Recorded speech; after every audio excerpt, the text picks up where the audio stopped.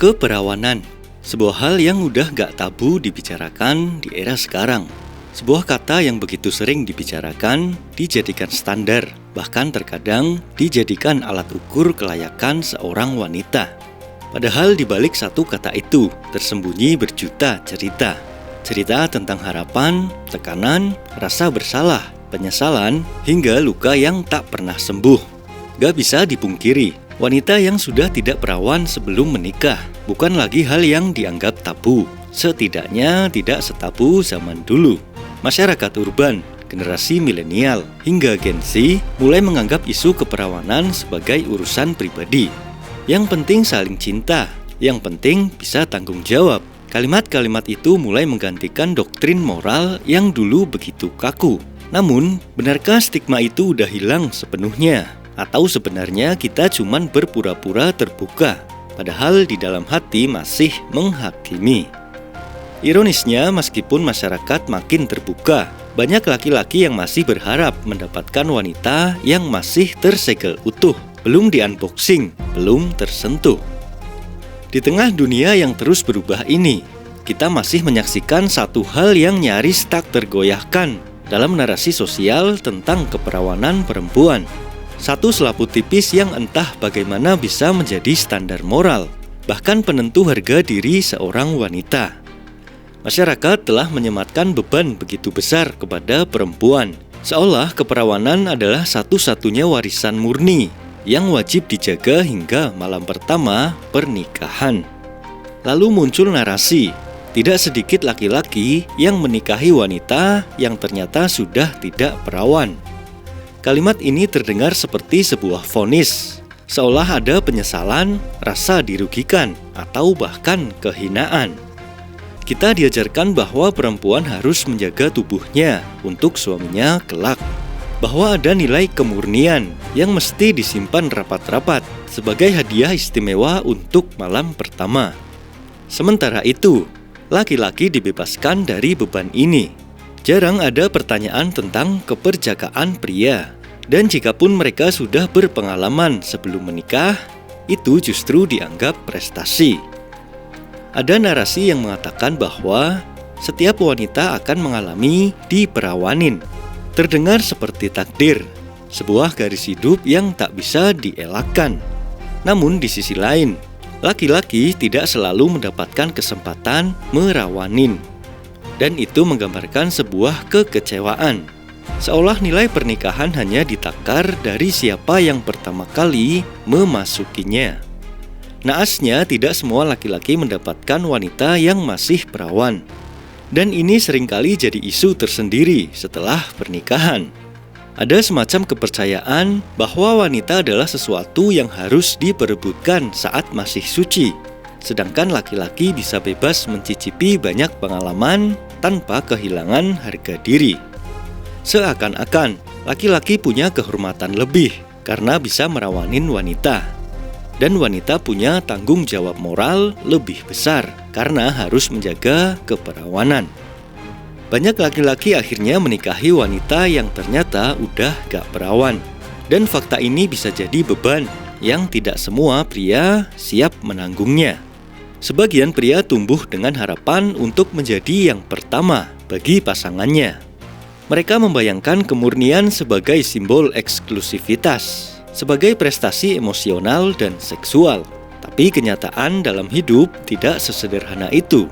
Tidak semua orang menikah dalam kondisi perawan dan perjaka. Ada orang-orang yang pernah jatuh cinta, gagal, terperangkap dalam nafsu, atau bahkan menjadi korban pelecehan. Lalu mereka bertobat, belajar, dan tumbuh. Namun tetap saja, label sudah tidak perawan harus terus menempel pada perempuan. Sementara laki-laki diberi ruang untuk berubah dan dimaafkan. Karena memang faktanya jika dilihat dari organ kelamin, tidak ada yang berbeda dari sisi laki-laki. Namun terdapat perbedaan yang signifikan pada wanita yang sudah tidak perawan. Pentingkah menjaga keperawanan? Banyak orang akan berkata, tentu itu penting. Karena itu adalah bentuk penghormatan terhadap diri sendiri, agama, dan pasangan di masa depan. Dan ya, Menjaga diri dari seks sebelum menikah memang sejalan dengan banyak nilai moral dan spiritual. Tapi mari kita jujur, menjaga keperawanan bukan hanya soal menjaga fisik, tapi juga menjaga hati, niat, dan integritas pribadi. Masalahnya adalah ketika narasi menjaga keperawanan hanya dibebankan pada perempuan, kita mengajarkan standar ganda, seolah perempuan harus menahan nafsunya demi harga diri. Sementara laki-laki bebas bereksperimen dengan alasan fitrah.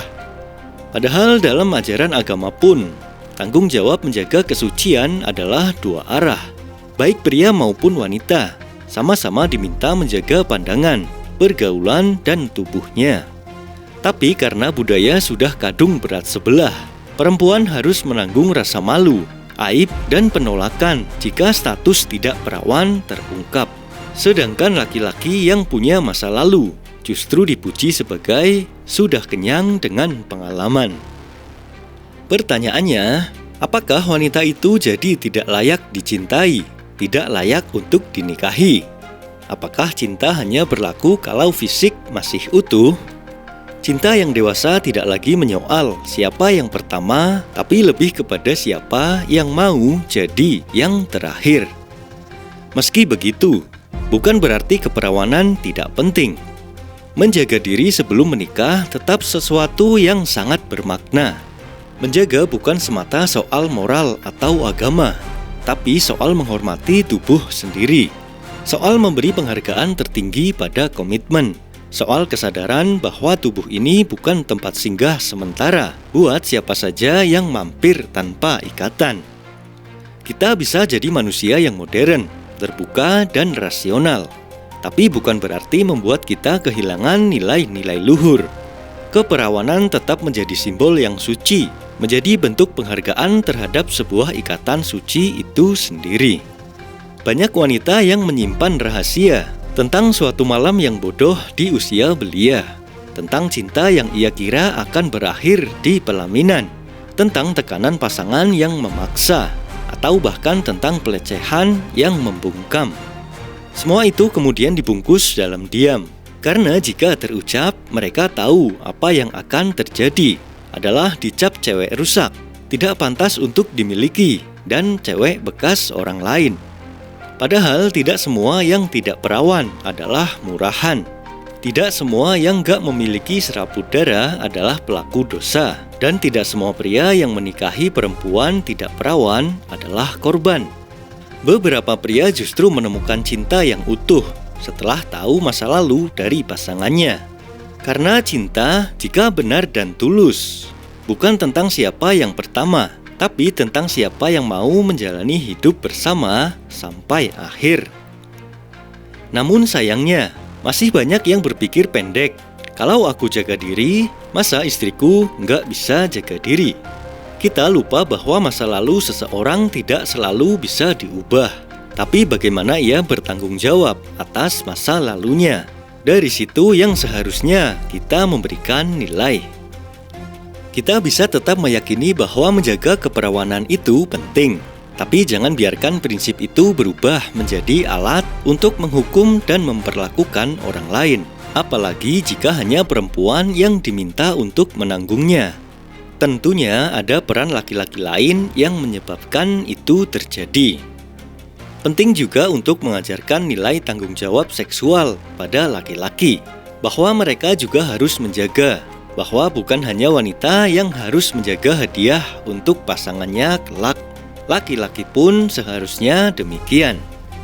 Dan pada akhirnya, ketika kita memilih pasangan, seharusnya kita melihat jauh lebih dalam dari sekedar apakah dia masih perawan.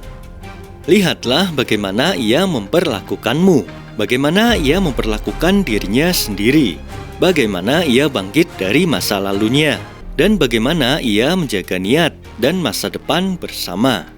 Kita semua hanyalah manusia, dengan luka, dengan cerita, dengan harapan baru.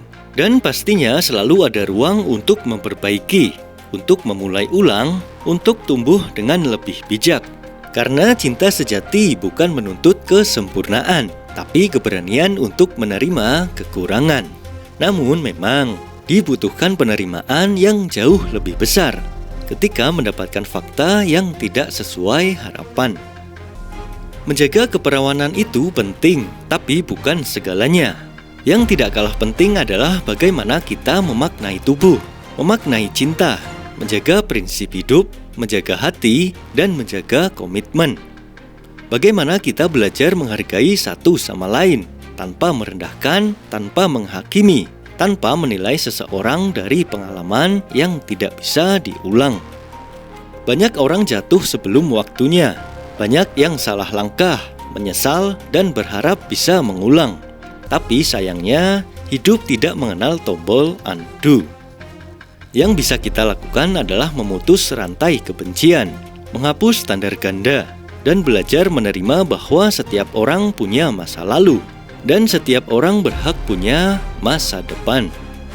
Karena di dunia yang penuh luka dan prasangka ini, orang-orang yang bisa saling menerima dan menyembuhkan satu sama lain jauh lebih berharga daripada status siapa yang pertama kali menyentuh. Jadi sebelum kamu mencintai orang lain, pastikan kamu sudah berdamai dengan standar yang kamu buat sendiri. Karena cinta yang tulus tidak datang dari sebuah standar, tapi datang dari hati yang sadar bahwa setiap manusia selalu punya ceritanya masing-masing.